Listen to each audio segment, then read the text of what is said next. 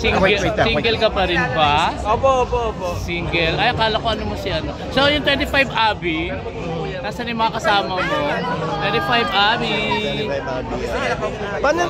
Paano na-form yung grupo nyo? We started as a school band. A school band, okay. Nag-start siya sa parang Battle of the Bands. And okay. From there, tuloy-tuloy po yung naging opportunities namin. Hanggang sa now, nandito kami sa 19. Kayo yung original talaga na group. Ako po yung bago. Very blessed to be with great people that complement what I do. How did you select naman yung members ng grupo? From friend of a friend. Magkaka-batch po kasi kami sa San Beda, Alabang. So it started from there talaga. Hanggang science. Yes.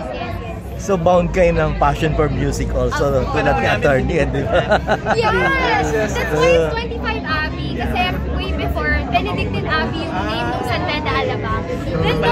Then the 25 came from his house kasi 25 Chowky, they have a studio at home. So, dun kami nag-practice. So, 25 Abby. Yun lang po yung short story about it.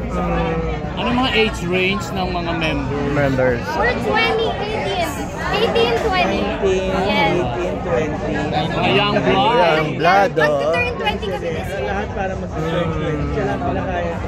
Yes, youngest. Yung mga kinanta nyo iba, mga original ba yun? Original. Four of them. Four of the songs. Salamat po. Hopefully ma-release. Hindi pa na-release. Hindi pa sana soon talaga. Sana soon. Oo, maganda. Fairness. Alam namin ano na siya, na-release na. Pero would you consider your greatest musical influence? Definitely for me personally, ang Darmadown. Wow, Darmadown, wow. Sila ang favorite ko. Also, Moonstar. Moonstar.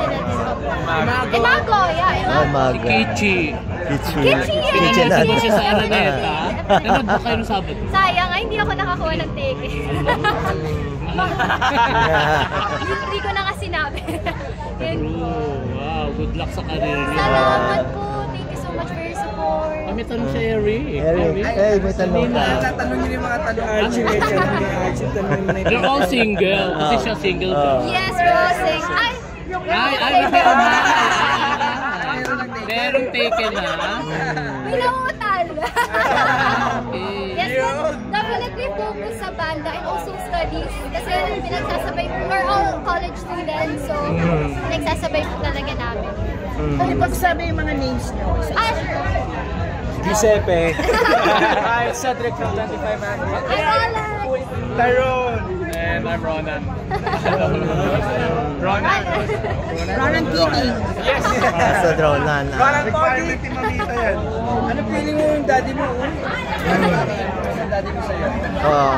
I would say he's my biggest influence. Kasi when I was middle grade school, I wasn't interested at all sa guitar or music at all. Pero when the pandemic hit, he bought me a guitar na I'm super grateful for. Tapos doon na po nag-start. 2020 hanggang ngayon.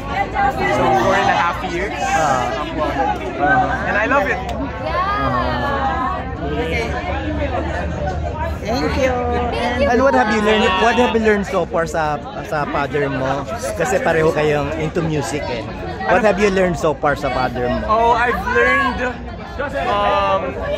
yung tamang pakikisama po sa bandmates, yung on stage naman po dynamics, yung song choice, kung ano po yung babagay, at saka how to talk to people, how to talk to the crowd. Pero mostly nasa kanya po yan eh. So natuturuan din naman po siya. Okay, thank you. Yeah, sonnets po. Yeah. Tatlo po. I'm the middle child. Eldest, ako po, and then my sister. Yung iba ba musically inclined din? Yes. Yung sister ko, shout out kay Rain. Galing niya mag-gitara. Mas magaling pa sa akin. Soon. She's only 13 but she's playing the guitar. Very yung family nila musically. Okay, thank you. Salamat.